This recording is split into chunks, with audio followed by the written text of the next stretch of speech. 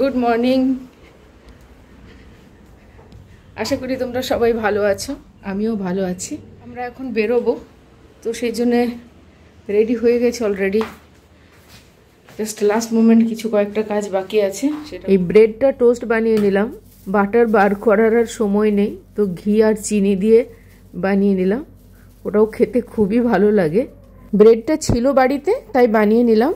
আরও কিছু শুকনো খাবারও সাথে আছে, বিস্কিট মিষ্টি এইসব। আর এখানে বাইরে বেরোলেই খাবার কিনতে পাওয়া যায়, কোনো অসুবিধে নেই। কিন্তু আমার হ্যাবিট সব সময় একটু খাবার গুছিয়ে নেওয়া। আমার হিসেবে চললে বাইরে খাওয়াই হবে না। সাধু বাবার নাম নিয়ে বেরিয়ে পড়লাম। এই দেখো আমার সেই কুমড়োর গাছগুলো আমি ওই দিদির টবে লাগিয়েছিলাম, এখন হয়েছে ছোট ছোট। এগুলো আদৌ বড় হবে কিনা জানি না, কিন্তু এখন দেখে ভালোই লাগলো। খুব বেশি লাগেজ তো নেই, তো যে একটুখানি ছিল দুটোই ছোট ছোট ব্যাগ ছিল, এগুলোই গুছিয়ে নেওয়া হলো। আর তারপর বেরোনো দুগ্গা দুগ্গা। সকালের কলকাতাটা কিন্তু বেশ। এই যে সায়েন্স সিটি, আমি এসেছিলাম 2 বছর আগে একবার। এখানে একটা ট্রেড ফেয়ার হয়েছিল, তারপর আর আসা হয়নি। আজ গুগল ম্যাপ আমাদের একটু ভুল রাস্তা দেখিয়েছে। যেটা আমরা বিবেকানন্দ ব্রিজে পৌঁছানোর কথা, সেটা আমরা পৌঁছে গেলাম বালি ব্রিজে। এ দেখো বিবেকানন্দ পাশে থেকে গেল আর আমরা বালি ব্রিজের ওপর দিয়ে যাচ্ছি। আর ডান পাশে রয়ে গেছে দক্ষিণেশ্বর মন্দির। গুগল ম্যাপকে সবসময় বিশ্বাস করা যায় না, একটু নিজে অ্যালার্ট থাকা, নিজের একটু সেন্স থাকা দরকার। এত লম্বা রাস্তাটা না কলকাতা থেকে মানবাজার, আমি খুবই টায়ার্ড হয়ে যাই, খুব টায়ার্ড লাগে।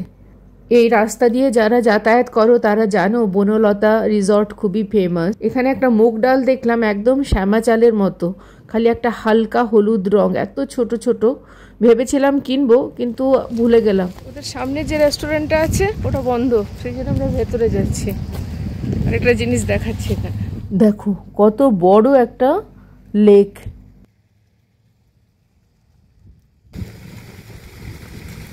এই গরমের মধ্যে জল দেখলে মনটা ভালো লাগছে। এই মনে হয় খুঁজে বেড়াচ্ছে কোন দিকে আছে খাবার পাওয়া যাবে। এটা বিশাল বড় জায়গা, আমি কোনো দিন ভেতরে আসিনি, আজ বাইরেটা বন্ধ আছে বলে এসেছি।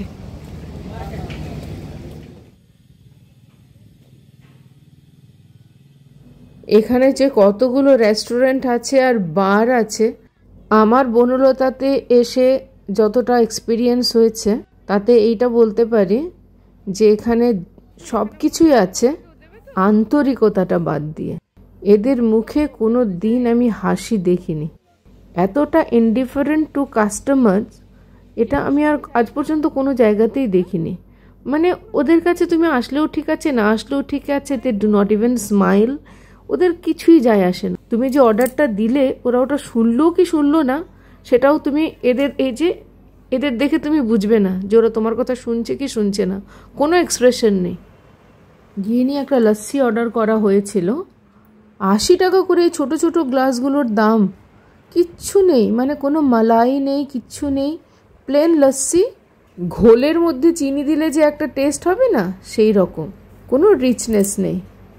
আমি জানি না বোঝাতে পারছি কি না, মোট কথা ভালো ছিল না। প্রায় 1 ঘন্টা সময় লাগলো আমাদের খাবারটা দিতে। আমরা দিয়েছিলাম লুচিয়ার তড়কা। অরিজিনালি দিতে চেয়েছিলাম লুচিয়ার যে সবজিটা আসে ওর সাথে একটা আলু মটরের, বললো আলু মটরটাতে পেঁয়াজ থাকবে। আমি বলেছিলাম আমার পেঁয়াজ রসুন ছাড়া চাই। তো ওই ছেলেটা পেঁয়াজ রসুন ছাড়া বলে আমাদের বললো তড়কা নিন, তড়কা পেঁয়াজ রসুন ছাড়া হবে। সেটা যে কিভাবে হবে আমার কোনো আইডিয়া ছিল না। চলো ঠিক আছে, তাই হবে তো হবে। অনেকবার করে বললাম যে আলুর তরকারি হবে না, পেঁয়াজ রসুন ছাড়া না হবে, ঠিক আছে। খাবার যখন এলো তখন দেখছি যে তরকাটাতে ফার্স্ট যেটা আমার হাতে উঠে আসলো, আমি একবার মুখে দেওয়ার পরে, সেটা হচ্ছে তোমার পেঁয়াজ। মানে গন্ধটাতেই আসছে যে পেঁয়াজ রসুন তো আছেই। তারপরে ওদের বলছি যখন, ওরা কিছুক্ষণের জন্য তোরা শুনতেই পেলো না, ওটা তো ওদের আছেই, ওরা কিছুক্ষণ শুনতেই পাবে না যে তুমি কি বলছো। তারপর যখন ওরা শুনতে পেলো তখন একটা মেয়ে 1 প্লেট আলুর দম নিয়ে আসলো। তখন অলরেডি আমাদের খাওয়া প্রায় অর্ধেক হয়ে গেছে, ওই এড়াছেড়া করে খাওয়া আর কি। তখন 1 প্লেট আলুর দম নিয়ে আসলো, বললো এইটা নেবেন, এইটাতে সেও ঠিক করে বলছে না। আমি জিজ্ঞেস করছি এটাতে কি পেঁয়াজ রসুন নেই? না না, মানে তোমাকে ওরা শুধু হ্যাঁ কিংবা না বলবে, লাইনটা তোমাকেই ফর্ম করতে হবে। আমরা আর লাগবে না, তখন থেকে আমরা আলুর তরকারি চেয়ে যাচ্ছি, বলছো আলুর তরকারিতে পেঁয়াজ হবে বলে তোমরা তড়কা দিলে, তড়কাটাতেই পেঁয়াজ রসুন মেনলি দেওয়া আছে। তো আর কি বলবো বলো, এই হচ্ছে এদের সার্ভিস, কোয়ালিটি অফ সার্ভিস। তারপরেও এখানেই আসা হয়। এই মাটির বাড়ির সৌন্দর্য, এখানে ইলেকট্রিক পয়েন্ট আর এসি অনেকটাই খর্ব করেছে, কিন্তু আমার মনে হয় আজকাল আমরাও আর মাটির বাড়িতে যদি থাকবো ভাবি, এসি ছাড়া বোধহয় থাকা পসিবল হবে না। এখান থেকে অনেক সময় আমি টুকিটাকি কিছু জিনিস কিনতে থাকি। অনেক কাজের জিনিসও আছে এখানে পাওয়া যায়, আর দাম মোটামুটি রিজনেবল। এই সেটগুলো কিরকম দাম আছে? 60 রুপিস। এই স্টলেও যে থাকে সেও একটু স্মাইল করে না, আমার মনে এটা ওদের স্ট্যান্ডার্ড রুল। বাইরে সাংঘাতিক গরম আছে, মানে আনইমাজিনেবল গরম। আমি বাইরে যাইনি তো আমি বুঝতে পারছিলাম না যে বাইরে কতটা গরম আছে। আজ প্রথম বাইরে বেরোলাম অনেকদিন পর, বিভৎস গরম। এই কাঠ ফাটা গরমেও এই গাছগুলোকে দেখো, কি সুন্দর সবুজ সোজা হয়ে দাঁড়িয়ে আছে। এরাই তো পৃথিবীটাকে ঠান্ডা করে, আর আমরা গাছগুলোকেই কেটে দিচ্ছি। এই জায়গাটার নাম হচ্ছে কুয়া বাগান। এখানে কিছু ফল টল কেনা হলো। ঝুলুক পাহাড়ি, এখানে আইদার তো হাট হয়ে গেছে কিংবা হাট হবার প্রস্তুতি হচ্ছে। পথচারী, এটা একটা রেস্টুরেন্ট। আমার ফার্স্ট ব্লগে এখানে আমরা চা খেয়েছিলাম। বাড়ি প্রায় পৌঁছে গেলাম, পায়রাচালির ব্রিজ পার হয়ে যাচ্ছি। বাড়ি পৌঁছে গেলে কি হবে, বাড়িতে ঢোকাটা সহজ হলো না।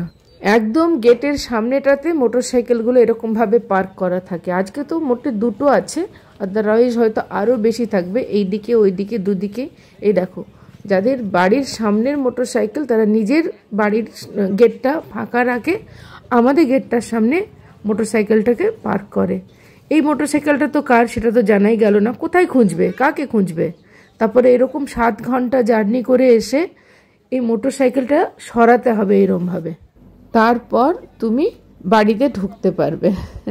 যারা এই কাজগুলো করছে তারা কিন্তু বাবাকে ভীষণ শ্রদ্ধা করে, আর কোনো না কোনোভাবে ওনার থেকে উপকৃতই হয়ে আছে। যদি তুমি কারো উপকার করো, সে তোমার সুযোগ নেবে। শ্রদ্ধা দিয়ে কাজ হয় না আজকাল, ভয় পাওয়ালে হয়। ভালো মানুষের আর কোনো জায়গা নেই। যাদের নিজের কোনো সেন্স নেই তাদের রোজ একবার করে বলতে হবে, তাছাড়া আর তো কোনো উপায় নেই না। কোনো সেন্সও নেই, ল অ্যান্ড অর্ডারও নেই। এই আমার গাছগুলো, যেগুলো আমি দাদরি থেকে নিয়ে এসেছিলাম, আমার বাড়িতে তো এদের জায়গা দিতে পারিনি, এখানেই রাখা আছে। তাহলেও কিছুটা বেঁচে আছে, এই আর কি।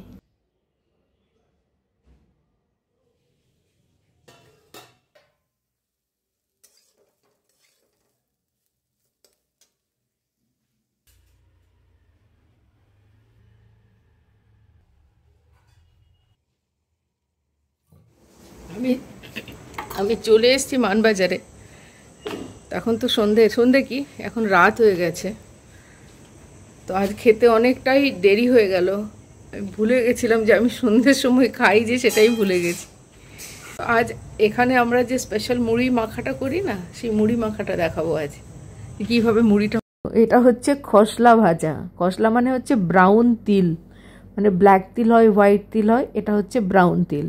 এটা শুকনো অবস্থাতেই আগে খোসাটাকে ছাড়িয়ে নেয়, তারপর এটা নুন লঙ্কা দিয়ে বেটে তেলের মধ্যে ভাজা হয়, তারপর এটা মুড়ির সাথে মেখে খাওয়া হয়। মুড়ির মধ্যে তেল, দই, মশলা ভাজা, কোনো সবজি থাকলে সেটা, কাঁচা লঙ্কা, আর চাইলে কেউ পেঁয়াজও নিতে পারে, যে কাঁচা পেঁয়াজ পছন্দ করে। আজকের মতো এখানেই। ভালো লাগলে অবশ্যই চ্যানেলটিকে সাবস্ক্রাইব করে আমার পাশে থেকো। যদি ভালো লাগছে কমেন্ট করে জানিও, ভালো না লাগলে সেটাও জানিও। লাইক করো, কমেন্ট করো, শেয়ার করো। ভালো থেকো সবাই, আবার দেখা হবে।